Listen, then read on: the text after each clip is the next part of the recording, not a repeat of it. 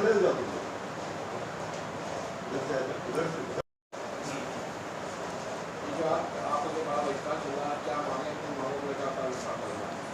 हम लोगों की 41 महीने की सैलरी बकाया है, जिसमें मौजूदा चेयरमैन के पीरियड की लग 5वां महीना चल रहा है। इस वजह से हम लोगों ने कार्य बहिष्कार किया है। और कल शाम को कुछ वार्ता चेयरमैन साहब से हो रही थी कि वो कंप्रोमाइज़ करने पे तैयार हुए थे कि हम कुछ व्यवस्था कर रहे हैं, लेकिन साहब हमारे चेयरमैन ऐसी गरिमामय पोस्ट पर बैठे हुए इस तरीके का भोंडा अल्फाज इस्तेमाल किया जिससे हम लोग बहुत आहत हुए। उन्होंने कहा कि कहना नहीं चाहिए इस आपके माध्यम से इस तरीके से, हम अगर आप परमिशन हो तो हम कह दें कि जो अल्फाज उन्होंने इस्तेमाल किया, अगर आप कहें तो हम कह दें।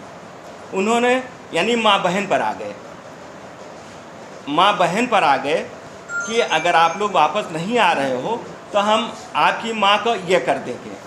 उसके बाद हमारे घरों पर माफिया भेजे जा रहे हैं, गुंडे भेजे जा रहे हैं कि अगर आप लोग सरकार, हम लोग कैसे खर्चा चला रहे हैं हम लोग जानते हैं, हम लोग को हमारे बच्चे भूखे मर रहे हैं, हमारे बच्चों को फीस नहीं दी जा रही है, बच्चे स्कूल से निकाले जा रहे हैं और 41 महीने की सैलरी बकाया है, हम लोग कैसे वो कर रहे हैं। उसके बाद हमारे घरों पे गुंडे भेजे जा रहे हैं, अगर तुमने स्ट्राइक वापस नहीं किया तो तुम्हारे बच्चों को मार डाला जाएगा, तुमको यहाँ से निकाल दिया जाएगा, तुमको ये कर दिया जाएगा। हमारा रास्ता चलना दुश्वार हो गया है, हमको 2 गुंडों से पहचानाया जा रहा है कि ये स्ट्राइक में शामिल है, इसको धमकाओ, इसको घर से निकलने न दो, और नहीं तो अगर ये स्ट्राइक से वापस नहीं ले रहा है, बताइए हम लोग क्या करें। गवर्नमेंट हमारी सुन नहीं रही है, चेयरमैन हमारे सुन नहीं रहे हैं। सीओ साहब ने कुछ हमदर्दी हम लोग के प्रति दिखाई है, उन्होंने गवर्नमेंट को चिट्ठी लिखी कि इन लोगों को कुछ ग्रांट दी जाए जिससे ये समस्या हल हो जाए, जो कि चेयरमैन साहब ने आगे उसको बढ़ाया है और उसको जो है अपने माध्यम से अपने हस्ताक्षर से चिट्ठी भेजकर उसको जो है वित्त विभाग तक पहुंचाया है।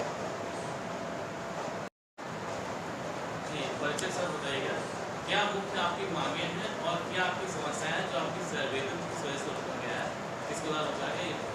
देखिए, मेरा नाम रज़ा अब्बास है, मुझे वक्फ बोर्ड में नौकरी करते लगभग 40 वर्ष हो चुके हैं और इससे ख़राब हालात आज तक के हमने नहीं देखे, जिसका नतीजा ये है कि हमारे वहाँ एक कर्मचारी जो डिप्रेशन में चला गया और हॉस्पिटल में उसके बच्चे एडमिट थे और डेंगू भी हो गया, वो भी बहुत ज़्यादा उसके हालात ख़राब भी है, उसका एक बच्चा जो है वो हॉस्पिटल में है।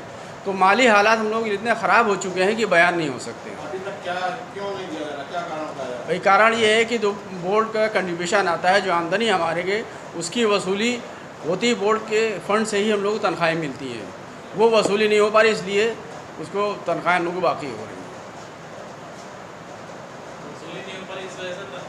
जी, और पिछली भी तनख्वाहें हम लोग को बाकी हैं। अभी जब से ये बोर्ड आया है तब से 4 महीने से इनकी बकाया, बाकी पिछले की बकाया 41 महीने में। इसके पहले वेतन कैसे मिल रहा? बोर्ड के ही फंड से ही मिलता है हमको। वो पहले 2 बार ग्रांट दी है सरकार ने। भाई वसूली उसमें गवर्नमेंट से डिमांड करना चाहिए, गवर्नमेंट वेतन का इंतज़ाम करे। और इससे पहले गवर्नमेंट ने 2 बार दी भी है ग्रांट हम लोगों को, जिससे वेतन मिला है।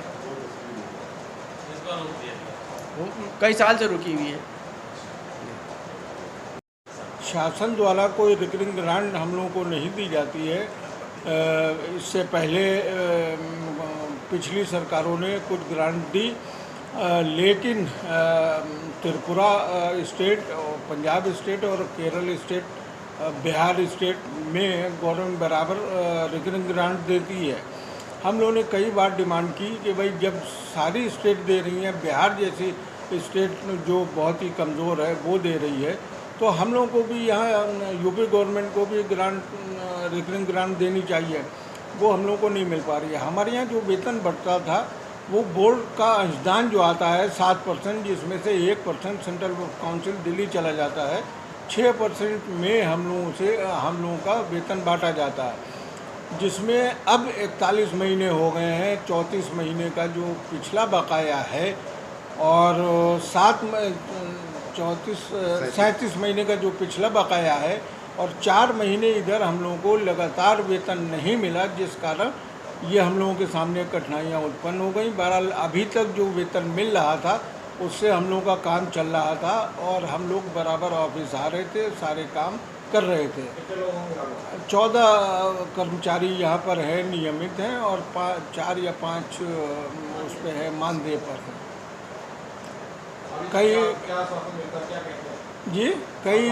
कई बार हम लोगों ने मेमोरेंडम दिया, चेयरमैन साहब को भी दिया और सीओ साहब को भी दिया। बहरहाल अभी तक फिर उसमें ये भी हम लोगों ने 6 तारीख में जो मेमोरेंडम दिया था कि अगर हम लोगों की मांगों का निराकरण नहीं हुआ तो 11 तारीख से हम लोग पेन डाउन स्ट्राइक पे चले जाएंगे। तो हम लोग 11 तारीख से पेन डाउन स्ट्राइक पर हैं। अब ये लोग सब बैठ के तय करेंगे, महासंघ तय करेगा, हम लोग सब आपस में तय करेंगे। अध्यक्ष महोदय से जो वार्ता होगी वो अगर कोई हल निकलता है तो आगे बताया जाएगा।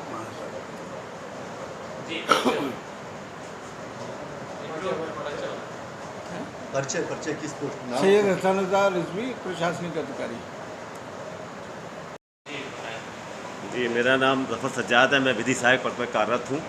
उत्तर प्रदेश या सेंट्रल बोर्ड से संबंधित जितने मुकदमे में वादे को पैरवी करता हूँ, उच्च न्यायालय, वफ़ न्यायाधिकरण लखनऊ और सुप्रीम कोर्ट में, बड़े खैद के साथ मुझे कहना पड़ रहा है कि वफ़ अधिनियम 1995 के अधीन हम लोग कर्मचारी हैं। एक सर्वे डिपार्टमेंट 1936 में जब एक्ट आया है, उसके बाद से एक सर्वे डिपार्टमेंट बना। सर्वे डिपार्टमेंट जो था वो इरेगुलराइज था और हम लोग पहले शिया और सुन्नी बोर्ड गठित थे पहले से 36 से।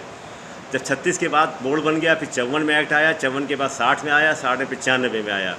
उसके बाद सर्वे वालों को परमानेंट करते हुए उनको रेगुलाइज कर दिया, उनको रिकरिंग ग्रांट दे दी और सरकार ने हमारे साथ सौतेला व्यवहार किया। जो सुन्नी शिया वक्फ बोर्ड को था वो वहीं जहाँ थे वहीं पड़े रहे, ना कोई रिकरिंग ग्रांट दी ना अनुदान। अनुदान तो 10 साल पहले हम लोगों को 1 करोड़ रुपये पिछली सरकारों ने दिया था, जिसमें 40 लाख रुपए सुन्नी शिया वक्फ बोर्ड को मिला था और 60 लाख रुपए सुन्नी वक्फ बोर्ड को मिला था। उसके बाद से कोई अनुदान नहीं मिल रहा। जो अनुदान मिलता है गैर वेतन में मिलता है। हम लोगों ने प्रार्थना पत्र मेमोरेंडम मैंने शासन को, माननीय अध्यक्ष जी को दिया। माननीय अध्यक्ष जी ने उस मेमोरेंडम को आगे बढ़ाया कि नहीं बढ़ाया, इसके माध्यम से मैं आपके चैनल के माध्यम से कहना चाहता हूँ, मेरी बात आप माननीय वक्फ मंत्री, कैबिनेट मंत्री और ओम प्रकाश जी के और माननीय राज्य मंत्री दानिश आज़ाद जी के साथ मेरी बात को पहुँचाइए, ताकि कर्मचारियों को समस्याओं के तनख्वाह का हल निदान हो सके। मुख्य आपकी मांगे क्या है? मुख्य मांगे हैं कि हमको जो हमारा 41 माह का वेतन है, 37 माह का पिछला बोर्ड का है और मौजूदा बोर्ड का 4 माह का हैगा, ये हमको दिलाया जाए तुरंत। हम लोग कार पर लौटेंगे, वरना इससे हम लोग कार्य करने में असमर्थ हैं।